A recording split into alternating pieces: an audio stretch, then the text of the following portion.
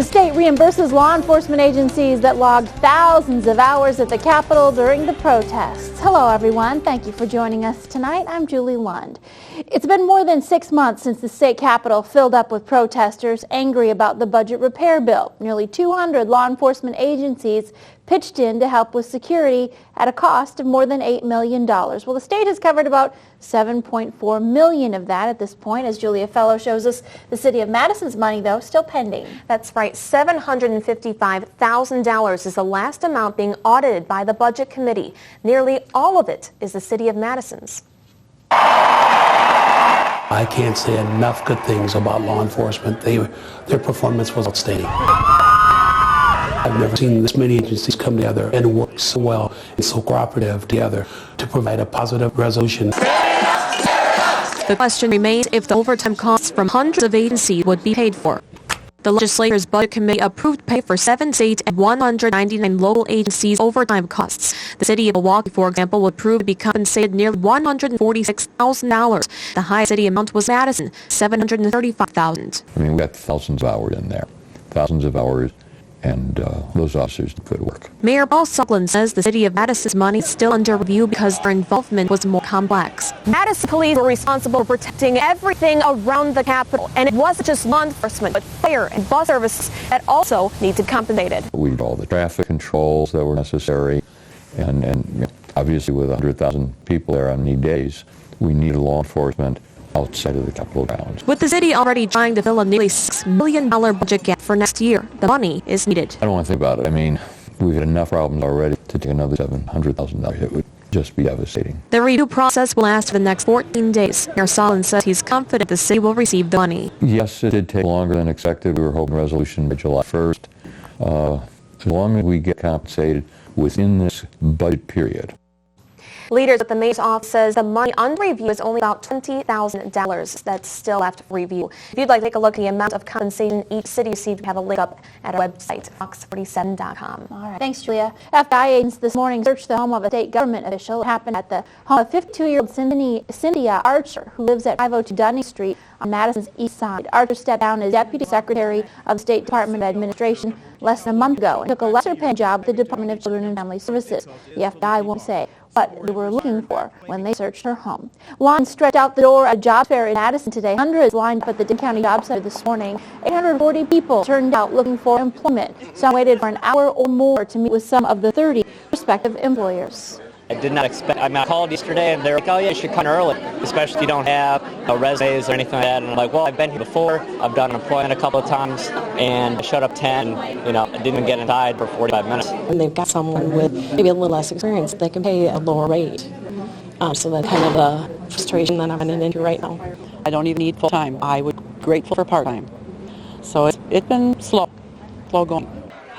The unemployment rate, though, is improving in Dane County. July was 5.4% compared to 5.9% in June. Numbers also show the city of Madison added 1,200 jobs in July.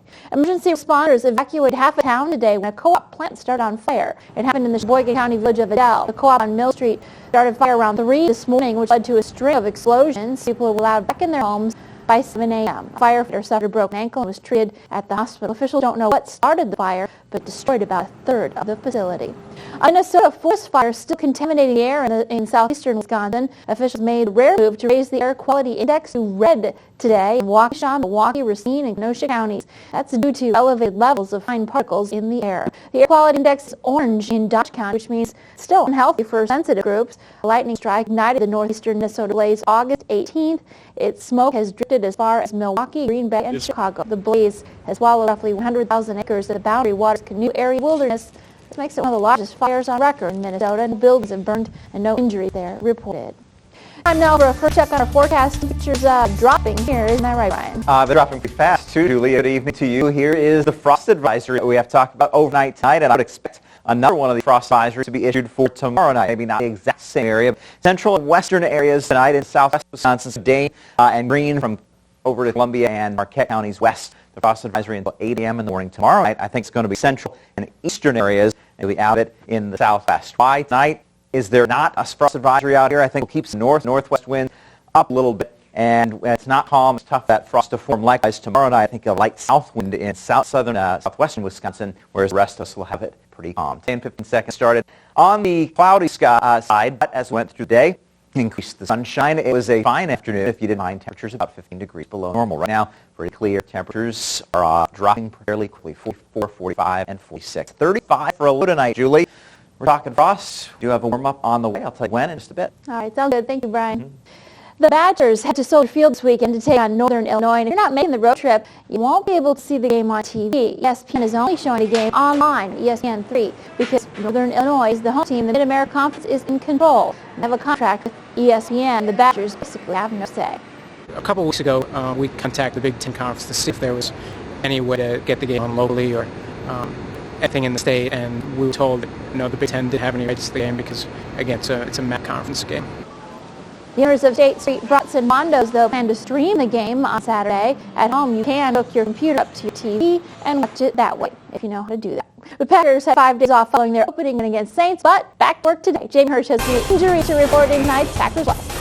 That's right, Julie. Packers defensive lineman Mike Neal will not play Sunday in Carolina or any other Sunday in the near future. The second-year pro had surgery yesterday on a left knee. He injured in training camp practice a month ago. Neal did practice last week, but reportedly had a setback, and doctors decided surgery was the best option. The exact injury is unknown, but it was called a knee sprain in camp, which usually means an MCL tear. Still, Packers have not placed Neal on IR, so there's a chance he could return later in the season. The second-round pick from a year ago has played in just 2 games so far thanks to injuries. I think he handled it well, He first talked to him, we had, talked to him, and I told him to keep his head up, we saw what happened, and he just working hard to get back. He'll be back before this, very frustrating, especially for him. It's a young career to be injury-stricken for the majority of it. But, he's a good, smart young man, and he's handled the best can.